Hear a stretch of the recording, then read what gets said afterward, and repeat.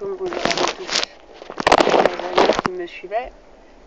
Je viens aujourd'hui pour continuer un petit peu sur la vidéo précédente quand je parlais de l'enseignement et de penser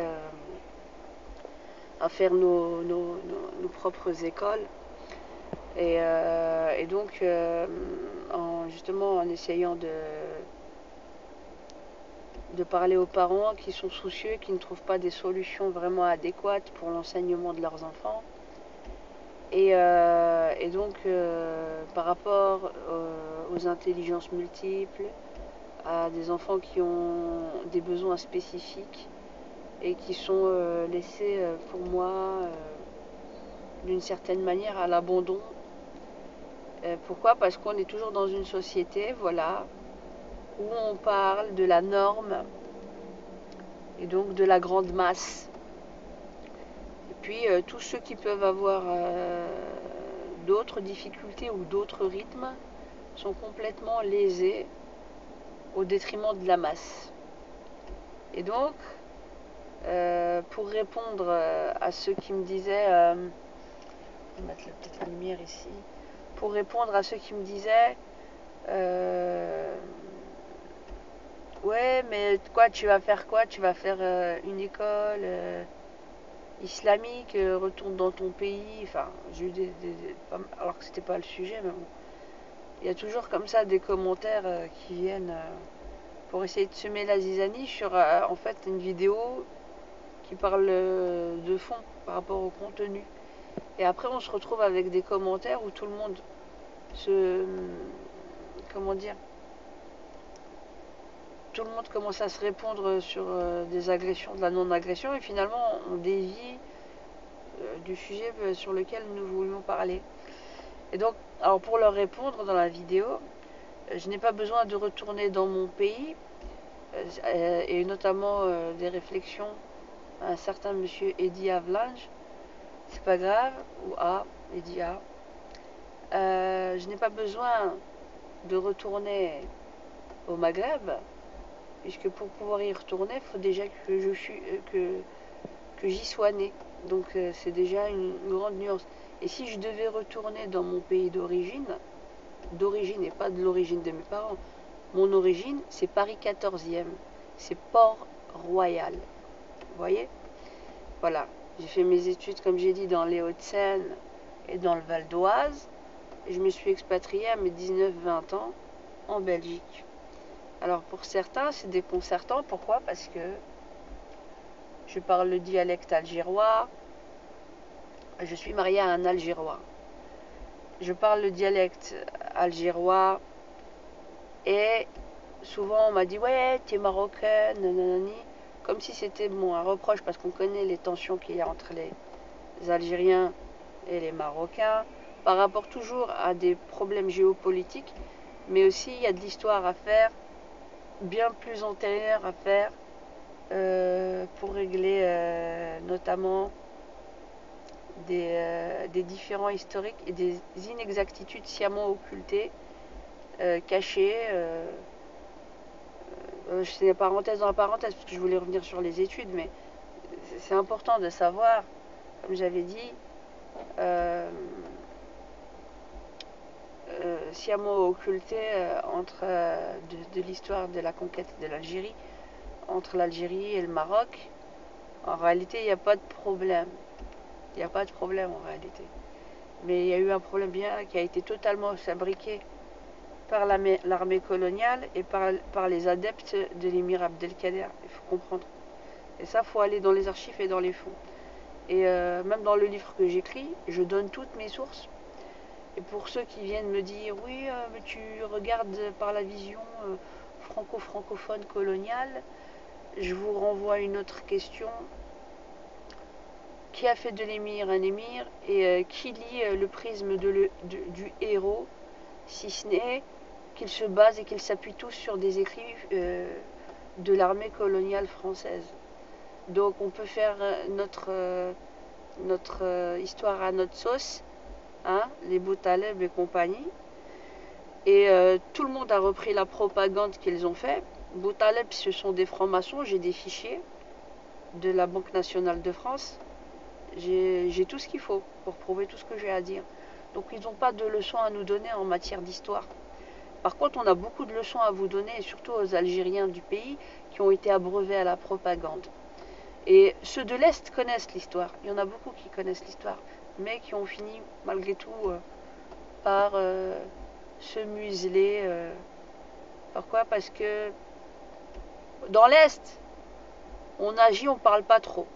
Dans l'Ouest, et notamment les Boutas, les Béconsorts, ils ont beaucoup parlé. Et c'est eux qui ont fait finalement l'histoire. Pendant qu'ils étaétaient exilés, toute la famille de l'Émir Abdelkader était exilée en France. Et il y a 3 des fils et 3 des frères de l'émir Abdelkader qui se sont retrouvés aussi à Constantine, qui avaient demandé justement de rentrer au mois de mars. Il n'y a pas plus tard qu'hier soir, j'étais encore en train de lire des archives. Donc, de rentrer en France une fois qu'il s'était rendu de lui-même et qu'il avait écrit aussi, l'émir Abdelkader, à un certain Olivier, et j'ai regardé toutes les correspondances de cet Olivier, de la méfiance qu'il avait envers lui, mais en même temps de ce qu'il disait. Je vous envoie aussi vers les écrits, puisque même si je cite mes sources, je vous envoie un écrit très fondamental qui s'appelle Histoire de Constantine de Ernest Mercier, qui fait 700 pages. Et là, vous allez découvrir énormément de choses. Voilà. Et ça a été écrit en 1800, je crois 51 ou 80, entre 1850 et 1870, comme ça. Non. Ouais. Et j'ai lu encore des écrits d'archives de l'ANOM, où il y avait toutes les... tous les journaux, le journal quotidien, l'état des lieux au quotidien du ministre, enfin pas du ministre, du capitaine ou du maréchal de la Hogue. Il y a beaucoup de choses à connaître. Donc, et maintenant je suis en train de refaire le lien, parce que quand je lis les écrits de Ernest Mercier, j'avais vu aussi une signature, maintenant ça me revient, de Mercier. Et maintenant j'ai compris. Maintenant je comprends un peu mieux. Lui il maîtrise bien Ernest Mercier, même s'il y a un petit décalage à avoir, parce que faut se remettre dans le contexte colonial, comment les colons français voyaient. Par contre, par rapport à l'émir Abdelkader, leur source n'est basée sur rien d'autre que des sources françaises. Et si nous devions lire les sources arabes, dites écrites en arabe ou en turc, ou vous verrez qu'il y aurait beaucoup de choses à dire sur cet émir Abdelkader, dont vous faites un héros, et dont nous avons tous été abreuvés et gavés par le mensonge historique.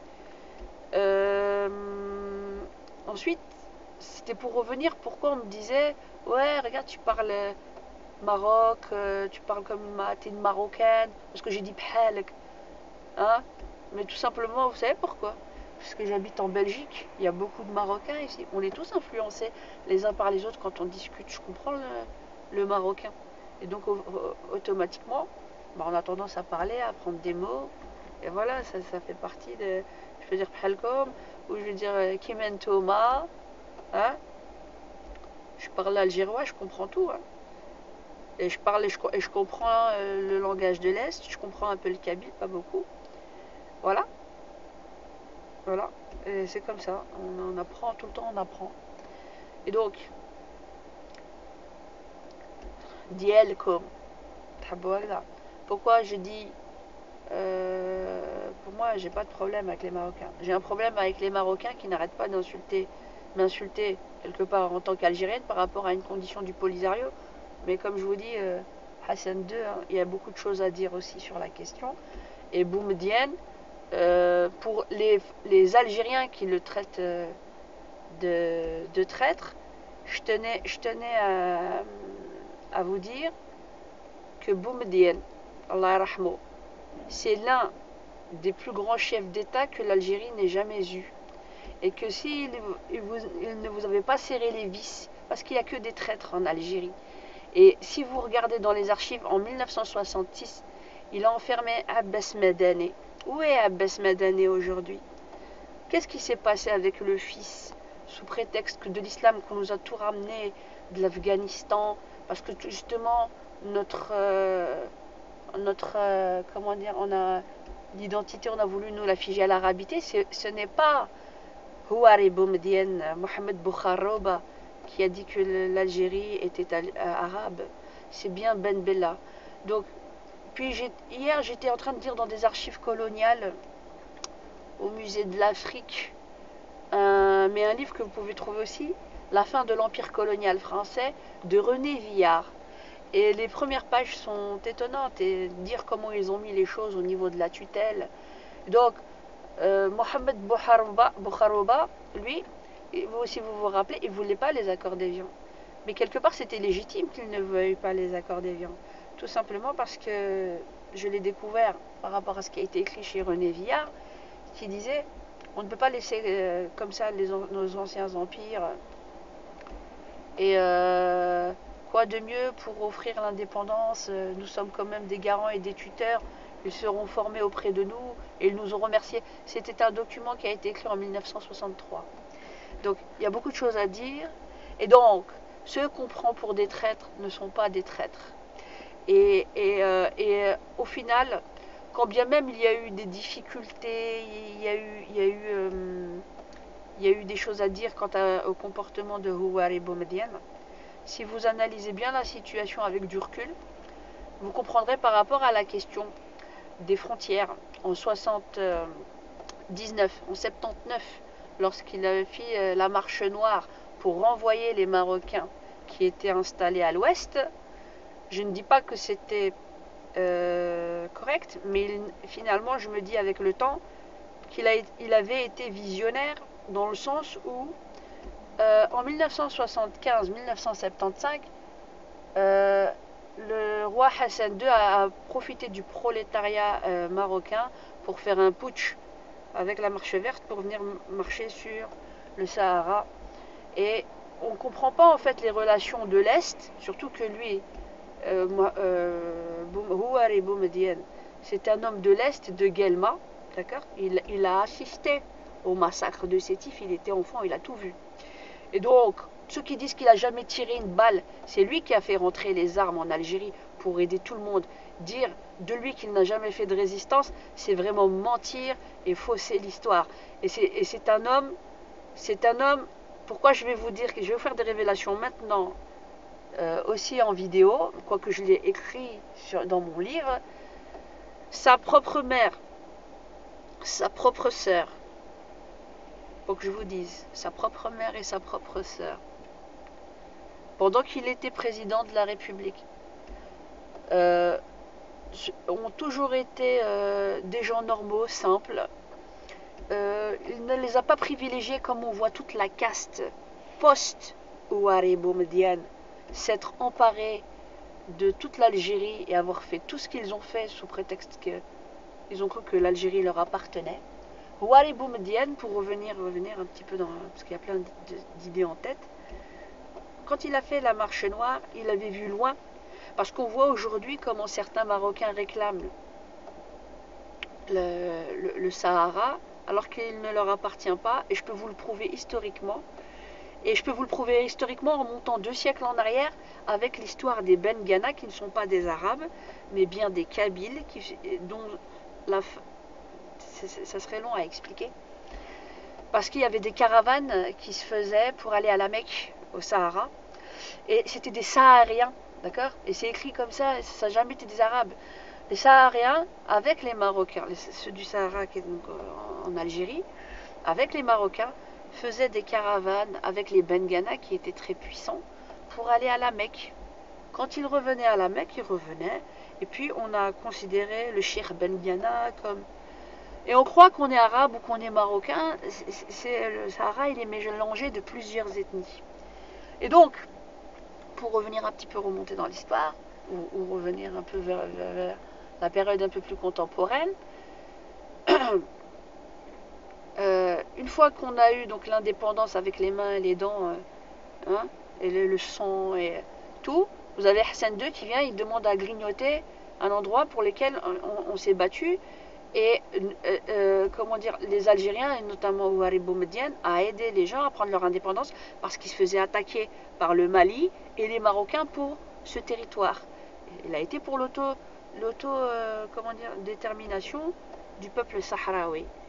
Et il les a aidés avec l'élève Sabillah, tous les pays qui étaient sous la coupe des empires coloniaux, il les a aidés pour prendre leur indépendance. Ça, faut pas oublier, parce que quand je vois que beaucoup parlent et insultent les Algériens par rapport à cet aspect-là, je ne parle pas des Algériens d'aujourd'hui, hein.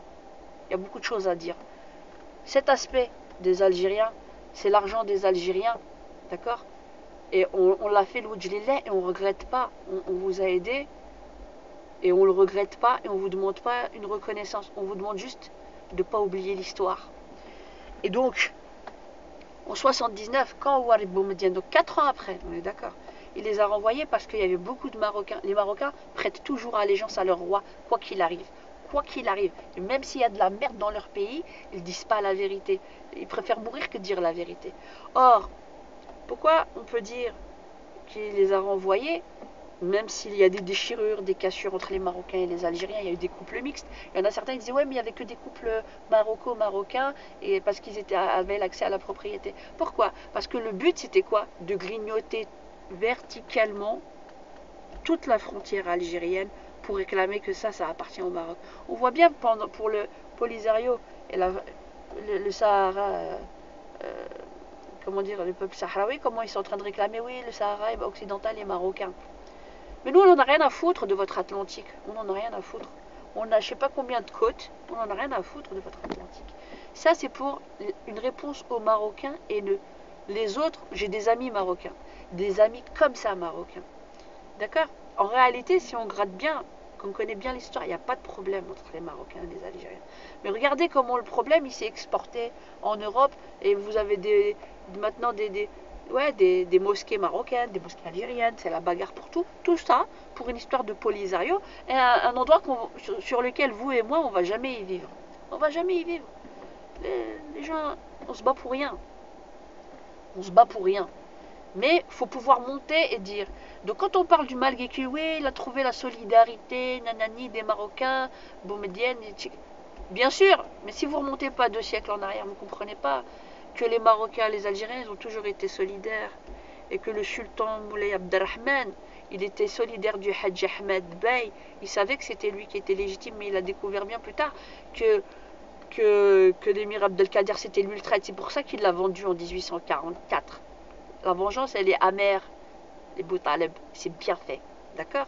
Et encore, il y a encore beaucoup de choses à dire.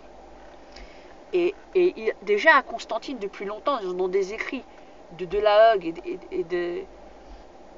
J'ai trouvé, il y avait des Marocains et ils disaient, les Français disaient, ils sont là depuis très longtemps. Il y a Mohamed el-Tadjawi, c'est un imam. C'était pour la révolte de 1871. Il y avait 4 ou 5 Marocains qui étaient déjà mentionnés, mais il y en a bien plus. Le Hadj Hassan, il y avait le Hadj Abdelkader, mais c'est pas l'émir Abdelkader, c'est encore autre chose. Et donc, je vous donne les dates, je vous donne le jour, le mois, la date, le nom et la source. Je vous prends quand vous voulez, les Algériens qui viennent dire de moi que je mens, que je suis révisionniste, que je vous prends quand vous voulez sur toutes les questions de la colonisation française en Algérie. Et donc, ça c'est parenthèse, grande parenthèse, dans grande parenthèse. Pourquoi je reviens maintenant par rapport justement à ceux qui disaient retourne dans ton pays pour lequel tu serais né. Je suis né en France et si je devais retourner dans mon pays natal, c'est pas loin, c'est rien d'autre que Paris. Donc maintenant, par rapport à l'école, sur le fond maintenant, l'école que je dis ici à Bruxelles, en Belgique, il faudrait mettre en place pour revenir dans le sujet de base dans lequel je voulais aller. On est d'accord? Dire, moi je vois pas les choses comme une école islamico-islamique fermée sur elle-même, non. Mais on a l'impression qu'aujourd'hui, si on doit faire... je suis plus pour une école où l'évocation de Dieu, qu'on soit musulman ou pas, hein, n'est pas considérée comme une pathologie. Parce qu'aujourd'hui, on a l'impression que les anormaux, ce sont les musulmans, les catholiques, les juifs, voilà. Tout ça, le judaïsme, on a l'impression qu'on est des anormaux. D'avoir une relation verticale avec Dieu. Et ceux qui seraient censés être les plus normaux seraient censés ceux qui n'évoque jamais Dieu. Et ça, au nom de soi-disant une laïcité laïcardo-athéiste, qui n'est pas rien d'autre qu'une religion dans la négation de Dieu, mais qui ne dit pas son nom. Voilà, donc je ferme la grande parenthèse et j'espère que ça fera méditer du monde. Bonne journée.